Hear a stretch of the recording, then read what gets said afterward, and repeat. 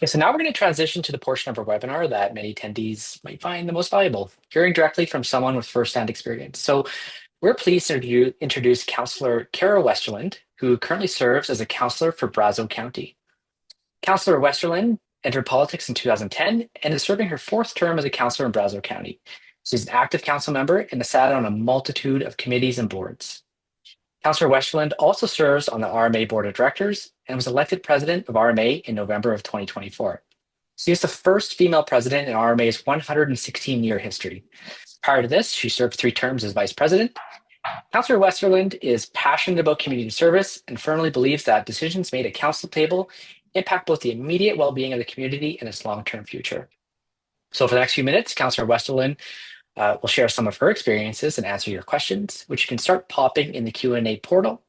So Councillor Westerlund, thank you so much for joining us today. Maybe to start, think back to 2000, or well, tell us a little bit about yourself and your community, and then think back to 2010 when you were first running for council, and maybe articulate why you ran for council. Okay, so thank you for having me here today. I'm super excited. And I can't help listening to the presentation and wish something like this was available for when I decided to step up and run for office in 2010, because I kind of jumped in feet first, not Mm. knowing what I was doing. And thankfully, I had some incredible mentors in the community who, once I put my name in, they started phoning me and helping and offering where they could and giving me that mentorship that I needed to make it through. So I am from Brazeau County, which is in the Drayton Valley area. We are a heavy oil and gas community, a lot of agriculture as well as forestry. And I think we moved up here, I was about 6 years old, so I don't want to date myself too much, but the late 80s, early 90s is when we came to the area. My parents came for work, obviously. And during that time, I jumped into a program that's well known across the province. I was a 4-H kid actually for 10 years with Mm. horses. So I think my true call for service, or the understanding and the passion for helping those in our community, came from the time that I spent at 4-H, because a large portion of that program, while it's focused on learning about horses and that, but a big part of that is about community and what you can do for the community, and not the other way around, not what your community Hmm. can do for you, but what you can do for your community. And from there, I actually worked at the radio station. I've got about 10 years in media. I Okay. was a news director, actually incredibly young. I actually just come out of school in my really early 20s and was hired as a news director, which again was kind of unheard of in the industry at that time. And I made a shift. Uh, in that 2010 timeframe, when I was covering local council meetings, obviously from a media perspective. Hmm. And I was doing both the town and both the rural side. And I just happened to live in the rural side. And the conversation around the table, the one that comes to mind was talking about a new swimming pool for our community. Mm. Our pool was over 30 years old.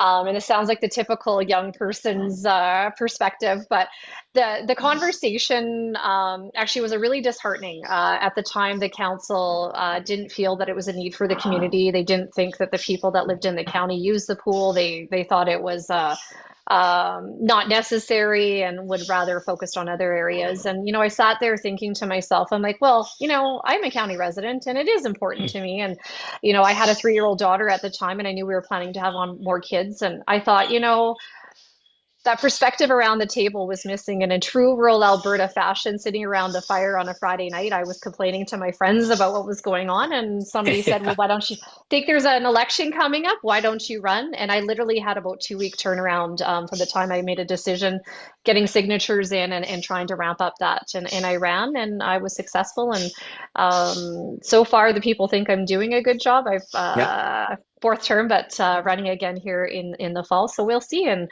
I may be democratically unelected or democratically elected again. So Nice. That's good for you. Like, it's interesting. Like, it's often those.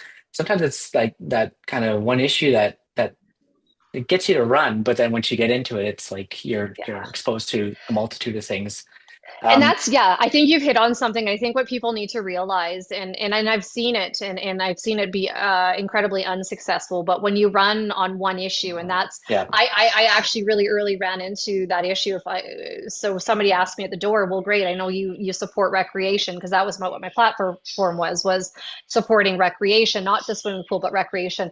And well, what else do you want to do? And who are you? And so you get a new swimming pool, but then what? yeah, And it got me really thinking, and thankfully I had those conversations early on. And I really want to tell people to be cautious. If you're going to run, please don't run on one issue.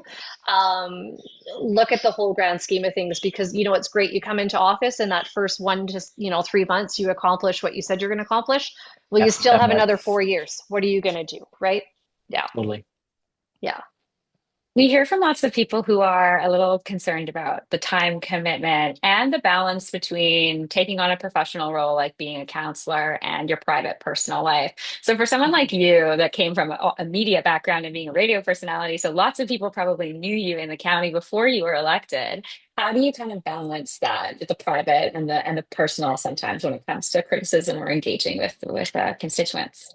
You know what? I'm going to be really honest. It is incredibly difficult, and I found, I'm pretty literal. So I don't want to scare anybody, but you need to know what you're walking into. And what I say, as soon Hmm. as you put that council hat on, it never comes off. Lots of people, you work a 9 to 5 job, you turn your phone off or your work phone when you come home, and you got that buffer. In this job, I will warn you, it's a 24-hour day, 7 day a week, Yeah. 365-day a year. That council hat, I think once it comes on, it doesn't come off. It's incredibly difficult to remove it. But that being said, some of the best conversations I have had, and the best solutions that I have found, have been grocery shopping in my community. It's been sitting at the hockey arena watching my son play hockey. So there's that little bit of negative, but on the flip side, I think the positive outweighs the negative with that. But it is, as much as we try, and we say we take that council hat off unless you want to truly relax. I find the only place I can truly relax sometimes is in my own home, or sometimes I take that vacation, out of province, or and I Yeah. have to. But even then, my phone's still on, and you're still taking calls. Yeah. Yeah, No, certainly shows the dedication required to be an yeah, effective yeah. counselor.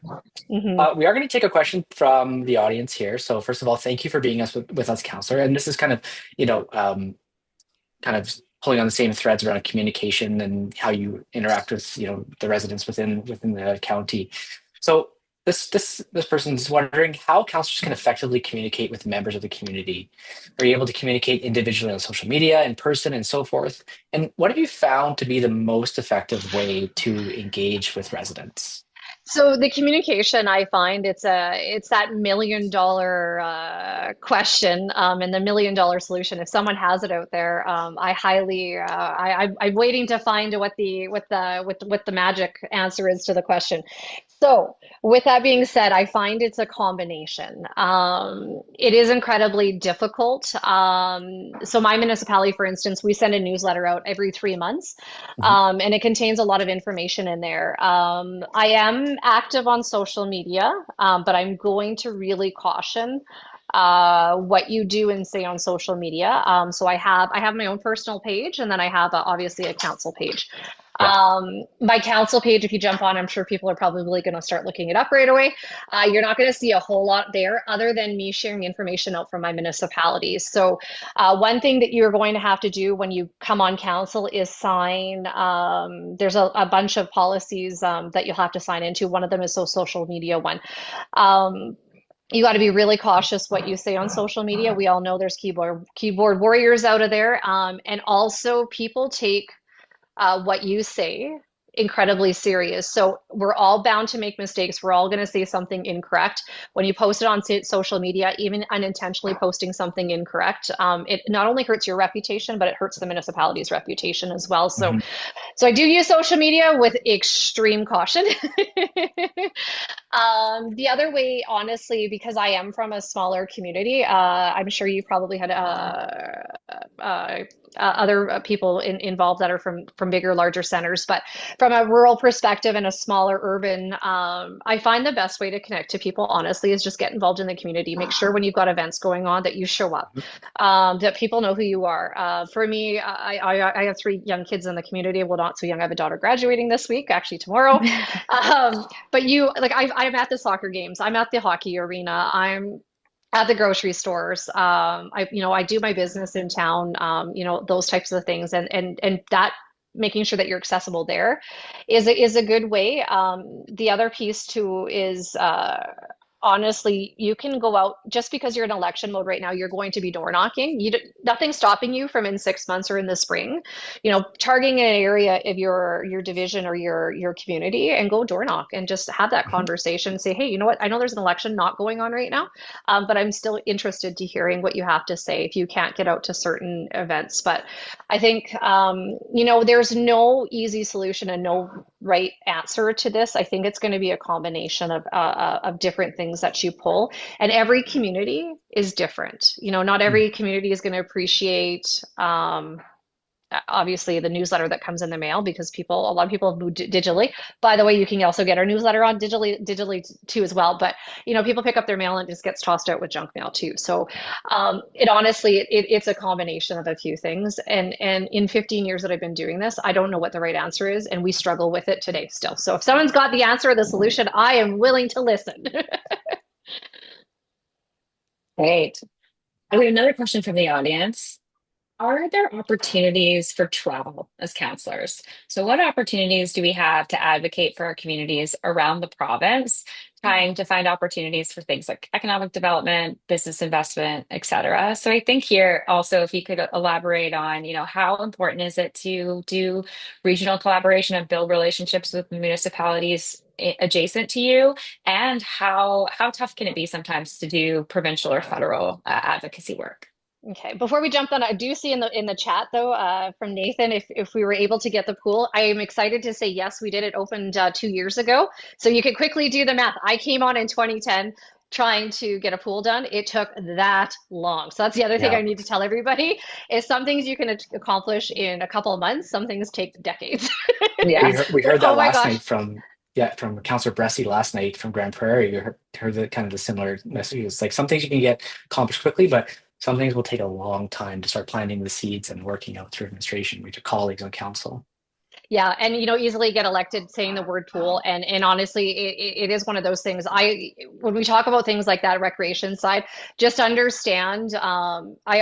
People need to understand building the facility is the cheap part. It's honestly the maintenance and the ongoing operating costs that are huge. So that probably we could do in a webinar in itself. But jumping back into traveling and getting outside of your community. So this really depends on your council. And what you have permission to do on behalf of your council. So what everybody needs to be really cautious about is when you come onto council, it's not just Kara Westerlund, the councillor, and Brazeau County, and it's me, and it's all about me, me, me, me, me. You have to walk in and be fully aware that you're working with other people and a council, and it's a democratic process. So if you want to do something, you need to have some friends along the way to get there. So the traveling and the advocacy work, that is strictly tied to what your municipality does. So for instance, in Brazeau County, when I first came on, we did some traveling. We would, in essence, taking courses, learning about economic development. Honestly, when we got elected and you have to take the mandatory training, we actually got together as a region and did the training together. And we still do that actually on fourth term. So even this last term in 2021, we got together as a group to do that. So there is those opportunities, and I highly encourage to take those opportunities where you can to work collaboratively with your neighbors, whether they're urban or rural, especially in those learning environments. The other thing it offers you, and I think it's one of those like kind of the uncommon or not so talked about, but it gives you a perspective to think and understand where your neighboring municipalities are coming from and some of the issues that they're facing, because you're going to quickly learn a lot of what's happening in your community, and the issues are unique to your area, but they're not so unique. And by getting out and talking, and traveling and working together, you'll find that you've had a similar issue. They've got some guidance or some experience. They don't want to tell you what to do, but they can say, "Hey, this is what we did. This is what worked and didn't work. Hopefully you don't make the same mistakes we did." So there's a lot of opportunity for that once you come on, depending on what your council allows you to do and what your budget as a councillor. Here's another one. You have budget constraints as an elected official. Hmm. Uh, so there's that to take into consideration and be respectful of as when you're working with that. Jumping into this is a huge question. Jumping into advocacy work and working with the province, you're going to fast realize a lot of some people don't like the analogy, but again, I'm pretty frank when I talk. The reason municipalities exist is because of the province. So I always say, and I do get myself into trouble with this, so hopefully nobody here gets mad at me, but we're basically the child of the province. Hmm. Yep. And it's probably pretty black and white to explain it. So honestly, the province, it treats us sometimes like they're our parents. But that being said, it's really important and key to remember that there is autonomy in our communities and autonomy with the province. So you will be doing advocacy work. You're going to have to talk to your MLA, you're going to have to talk to ministers. The first step in doing that is you need to reach out, sit down, and have a chat with your MLA. The one thing you're going to find, and especially being new, you got to make sure you know where your lane is and what's in your control. Your MLA needs to know what lane they're in and what they can control, because the 15 years I've been doing this, I'm not going to name names, but I had a MLA that was on second term who didn't understand that provincial highways were in their jurisdiction. And we were having a community meeting, and their comment was, "I don't understand why we keep talking about this certain highway. It's within the municipality. It's their problem." And I just did one of these Hmm. because Hmm. actually you'll quite quickly learn double, single, and triple, double, and single digit highways are actually in control of the province, even though they run through your municipalities. But so that's what you got to work on and be really clear. And your first step in doing that work is getting to know your MLA. Honestly, taking them out for lunch, I always, most of the world's problems are solved over a good meal. Federal advocacy. This one's a little bit more challenging, obviously, just geographically, and again, comes down to cost. It is Yeah. expensive to go out to Ottawa and advocate, but depending on what's going on in your community, there may be a cost benefit. So if you're working on a big project, for instance, in your community, so for us, I'm going to lean on the swimming pool because it seems to make people happy. I My municipality didn't participate, but I know one of the neighboring municipalities that was working with us, they had to go out, and we ended up securing a $7 million grant from the federal government. But it took a trip out there that everybody's going to cringe, but probably cost $8,000 of taxpayers' money to go out and get our money back, which is Yeah. an issue in itself. But so in certain cases, it makes sense. But the other piece to that again is talking about like your MLAs are accessible, so are your MPs. Your MP office might not be in your community. You might have to travel. For me, I'm in the Drayton Valley area, Brazeau County. I have to travel into Spruce Grove because or in Stony Plain area, because that's where Mm. my MP is. And you have to be willing to do those and to go to them, because that's the next piece. It's great to invite people out to come out and visit you. You're going to fast learn how busy we are. Your MLA and your MP are quite busy too. And not saying that they're ignoring you, but they are busy. And I always Yeah. say to try to be positive and honestly throw an olive branch out and say, "Hey, how about I come in and come into you and come to your office if it's easier?" And then usually they jump on that and, a little bit more accommodating with their calendar. But it is important. And again, same thing. It's about educating your MP, understanding what their lane is and what their roles and responsibility and their mandates are. And same thing with us, because again, after doing this for 15 years, actually, I just returned from Ottawa Sunday night after being there for 5 days. FCM. We've got, yes, FCM, yeah, Yeah. Yeah. we have a crop of brand new MPs that have come in. Some are returning, but some are new too, just like you're going to be in the fall. And they don't know. They don't have a clear understanding. I bet you if I asked the people that are participating today, they wouldn't understand their property tax or the breakdown too, right? So I always give everybody a little bit of grace, especially when you're doing that. But I always say be prepared when you talk to your MLA and your MP. You have to talk to them like they don't know what you do, because sometimes they don't. And if they're new Mm. like you, it's a struggle, and we can learn together, right? Totally. Yeah. So, maybe we'll pick on the word you just said there about giving totally different topic, but giving some people some grace. And we'll maybe shift gears and talk about like how do you handle public criticism? So, you know, being from a smaller municipality or a county, people know each other. And these are your Mhm. friends and your neighbors, family. Um, so you have to make a decision on council that might, go against popular opinion within your community. And these are your friends and neighbors, and you're at parties with them. So how do you go about handling public criticism of the decisions that you make on Yeah. council? It's a difficult conversation, and that's when leadership is truly difficult. And you're going to have to make those decisions. And I say this honestly, in the 15 years that I've been doing this, I've lost friends. I grew up in this community. I've lived here for over 30 years, and I can honestly say I've lost friends. Mm, I've actually made family members mad at me. I've actually had family and friends both ask me to, maybe not say what I say, but and ask me actually to maybe you shouldn't, maybe you should resign, or because people mm, feel so strongly one way or the other. And it is difficult. I'm going to be honest. There is a lot of sleepless nights. There still is a lot of sleepless nights. Did I make the right decision? Did I have the right, did I ask the right questions? Did I have the right information? Those things, and they're going to happen.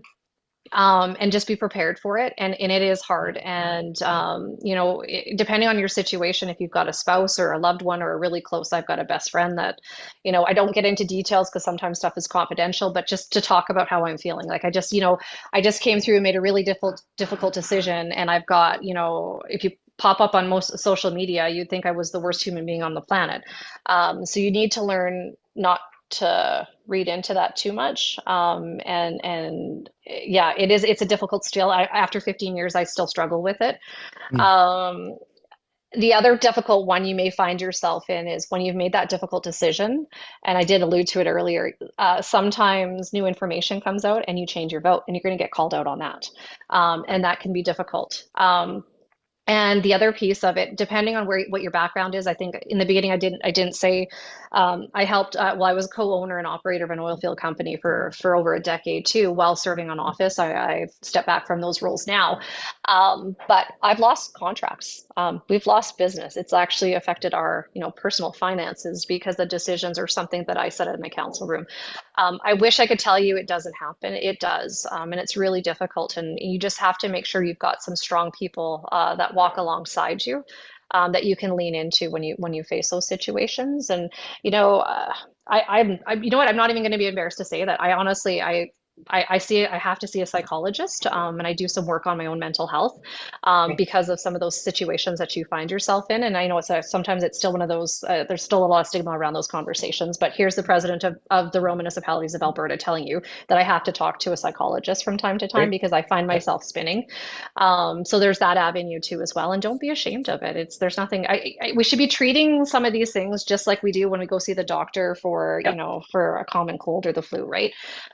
So there's those pieces, and I think the nice thing about today's day and age is we're starting to kind of move that direction. So yeah, it's difficult. I could tell you so many stories. I mean, I've been attacked. I know we were talking about the public, but if Mike and Julie, if it's okay, I've got an incredible story about where I actually was attacked by another councillor on council. Again, if We anybody, I'm have sure. We have a good segue we into the next we question. have the next question here is how do you deal with conflict on council? So yeah, definitely. If Oh, you'd love to give us your perspective on that and your experience. okay, and I know people on the attendees that are on right now. I know you guys have probably Googled my name, and probably one of the first articles that comes up is, yes, I am that counselor. I was attacked by a fellow female counselor publicly in a media posting. She was unhappy that I had chose to return to work after having my daughter, which was my second child. I came back to work actually 5 days later because at that time you didn't get maternity leave. So Mhm. if you didn't show up to work, you didn't get paid.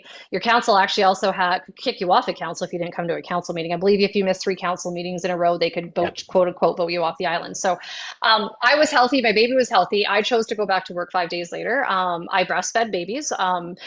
Now, the article actually in itself was a bit of exaggeration. I'll use that language. I did not breastfeed my baby open in public in a council meeting during a meeting.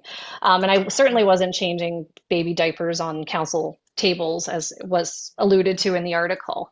But she was with me. She was down beside me. And, actually the one thing we had as a council had decided about is if she cried, I would absolutely get up and leave because I didn't want to be disruptive. And she was a fantastic baby. She slept through the council meetings. And my Reeve at the time, was a retired farmer. He was in his 80s and actually was my biggest supporter through all of this. Just Mhm. so I want to be really clear with that. But it hit me. It got some attention with the media. Next thing I know, it went national and actually international. And it was talking about just being a woman in politics and what that meant. And at the end of the day, whatever you choose to do, and that was kind of my messaging through that as I was learning that experience is, you need to do what's right for you, your family, and your community. And if you take, your maternity leave, because you can now get that, by the way, you don't get paid, but your council can't kick you off the island. But you got to do what's right for you. And what I'm going to tell everybody that's here, your family's first, your community second. And that's so, so important as we go. And if anybody wants to hold that over your head, you know what? Let them. I think that's a reflection of their own personal issues and not about who you do. And anyways, going through that whole experience, and my message was, and people probably here are probably judging me. I was a bad professional because I took my baby to work and I went back to work, and I was a bad mom because I should have stayed home and raised my babies. Like, there's no winning it, right? So again, that's where I Yeah. go back. You got to do what's right, what works for you. And I wasn't trying to break ceilings, and I wasn't trying to kick, doors open. I was just trying to do what I thought was right for my family and the Yeah. community, and trying to find that balance. But you're going to get that pushback. I I lucked out. The majority of my council were supportive, other than this one individual. I have a council of seven, so I had one out of seven that was really, really not nice. And just so you know, the whole work experience for the rest of the time that we were on council together, it was like you could cut the air with it was so icy you could cut it with a knife.